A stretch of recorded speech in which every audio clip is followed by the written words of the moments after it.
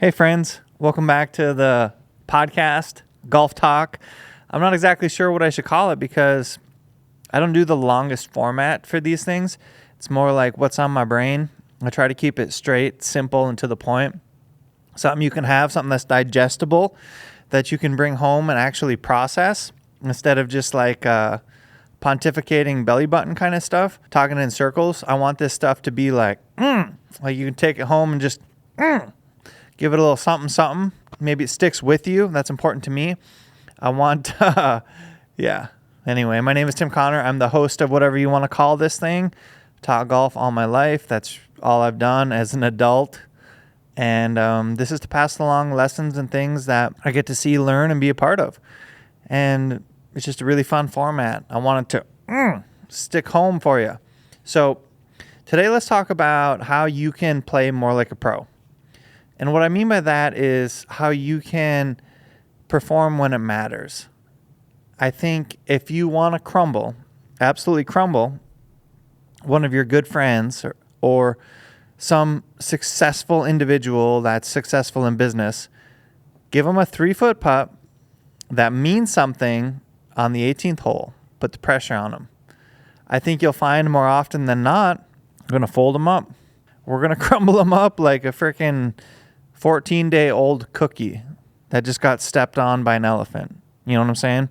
Most people don't perform well under pressure on the golf course. Maybe they have in other aspects of life, but not in golf. Generally not in sports. Is kind of the parallel here. If you can make it happen during some other sporting event, you can probably figure out how to make it happen during golf, but not necessarily. So the difference is if you want to play well under pressure, you have to simulate that kind of pressure in your practice. You can do that by doing things like giving yourself goals or small bets, or I'm going to make 5 3-foot putts in a row before I leave today's putting green session today, because that's the goal I set for myself, and hold yourself accountable to that. Set reasonable goals. Sometimes they should stretch. Sometimes you shouldn't have to stretch too far. And it's just this kind of evolutionary type process where we're constantly layering in pressure in different styles. And when it comes to actually getting it done on the golf course when it really matters, your pre-shot routine is going to be very, very important for that to happen. Because if you don't have a pre-shot routine, your body doesn't know when it's going to hit the shot, and that will create some type of anxiety. If you don't know when you're going to hit, it will create some type of anxiety. How bad that anxiety manifests, it just depends on who you are, what your personality's like, and how calm, cool, and collected you can be. But that's why pre-shot routines are so important. They're so important as we look at and observe tour players, but also as we look at and observe other professional athletes. People like great free throw shooters. People like great baseball hitters. People like great baseball pitchers. Athletes of all forms and sizes. When it comes time to perform, usually there's some kind of routine. And what that routine is doing is it's setting their brain in like this performance mode, into this automatic, subconscious kind of performance mode that reduces the anxiety because they know they're about to perform. And they're about to perform because they've done their pre-shot routine. And their body knows, hey, when I do this, this other thing happens next. Now, here's some nuances or some cues for your pre-shot routine I think you should understand. So what I recommend for a pre-shot routine, if we're going to start from scratch, step behind your ball, visualize your shot. Okay, how do you want that shot to look? How do you want it to feel? Think about that, process that, and pick a line out in front of your golf ball. Ideally, you're going to pick out some type of intermediate target that's going to be, say, 6 to 12 to 18 inches in front of your ball, particularly for your longer shots, because that intermediate target is going to help you align yourself, which is also a very important part of golf. Once you've picked out your intermediate target, then I want you to go step alongside the golf ball and make 1 or 2 purposeful practice swings. I call them purposeful practice swings because you should be rehearsing what you want to accomplish. What do you want to accomplish with that shot? Do you want it to fade? Do you want it to draw? Have you been chunking the ball? What is the thing that you're trying to fix? What is the thing that you're trying to feel? Give yourself, your body, the reminders of what you want to accomplish. And with those reminders, more often than not, you're going to start to show up when it matters. Please don't let this go underrated. It's underrated, but maybe overrated as far as how much it will actually help your golf game. It's so important that you have a consistent, predictable pre-shot routine. And in the beginning, you have to think your way through this. Maybe you can print out a note card or put a note on your phone. What is your pre-shot routine? What should that look like? What are you trying to do? And then that will eventually become yours. It will become more subconscious. It will become part of what you do. But the way you make that yours is through repetition, and good repetition. You'll have to think your way through that. This routine doesn't just stop and start by choice. It's always happening on the golf course when you want to play your best. Now, it's okay if you're going to go play a practice round or maybe some other kind of round where you're not shooting for your best possible results. You're just out there goofing around, having fun, doing whatever. But you have to have another version of practice, which is performance practice. And while you're in performance practice mode, you're always going through your routine. You're treating every shot the same. And because you're treating every shot the same, all of a sudden, you're going to show up when it matters because you've been there. You've practiced that. It's been a part of what you've done, prepared for, and made part of your routine. Really, really important, y'all. As well, this should be something you do some of the time on the range.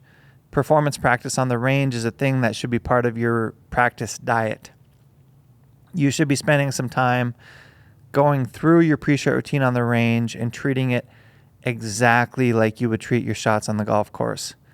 This is how you take your game from the range to the course. It is super, super important and not to be underrated as well. Many of you struggle taking your game from the practice range to the course, and this is why.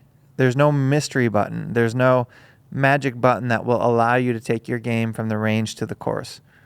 It's just good old-fashioned hard work. It's putting the work in the right places and then understanding what you need to do and see and feel. What you need to do, see, and feel to make it happen on the golf course. That is how you bring your game from the range to the course. Now, there's more nuance, I would say, to really performing under pressure. And I want to leave you with a couple things that you can take with you and help you perform when it really, really matters, because there's layers to this, right? And as you get better at doing the things I've already described, you're still going to find yourself in very uncomfortable situations.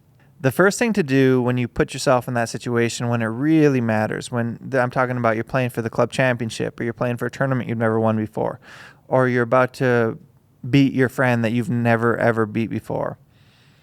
When it really, really matters, there are some things you can do to help you work through that. The first is recognizing that uncomfortable feeling is a good thing. Take a note and observe that. Hey, I'm uncomfortable right now because I've never been here before, but I've worked so hard to get here. And because of that, that is a good thing. So just take a second and note that. As you start to get into these situations, you're going to find that your mind is racing, your body's thinking fast. You can actually take a second to just actively slow down. Slow down how you walk. Slow down how you think. It'll feel like you're acting slower, and you may in fact be, but most of the time we're just bringing ourselves back down to that level that we're used to being at, instead of being at this very heightened level. So take a second to bring yourself out of the situation, slow down your walk. Take a second to absorb the situation, appreciate that you have worked your way and earn your spot to be in that situation. And then when it comes time to hit the shot, think positively. Don't think about, oh, what if I hit it in the water? Think about, hey, I see my ball working just like this. I've hit this shot in the past and it looked and felt just like this. Try to put yourself in a situation where you've been there. You're giving yourself a reminder of how you've done it in the past and putting your mind into positive places. This is really, really important, and performing under pressure can be very difficult, and especially on the golf course, especially if you haven't been there before. There's just, There's more to it, but I think we hit some really good points today. These are all things that can help you perform when you need to make it happen. And take some of this stuff with you, all of it with you. If you're wise, you'll take all of it with you, because this is all shit that I've seen, observed, and had to work through personally on the golf course to try to make it happen. And what you'll find is all of these tools aren't something that is just going to like snap on and work for you. You're going to have to work at your pre-shot routine. You're going to have to work your way into some of those uncomfortable situations. And the more often you put yourself there with the right mindset and the right tools, the more often you will show up and perform. It's not a magic button that we have. It's earned through hard work. Anyway, I appreciate you for hanging out today. Leave this thing a review, share it with a friend, share it with a slicer in your group, subscribe wherever you are watching or listening. That stuff helps more than you know. And I will catch you back here next time.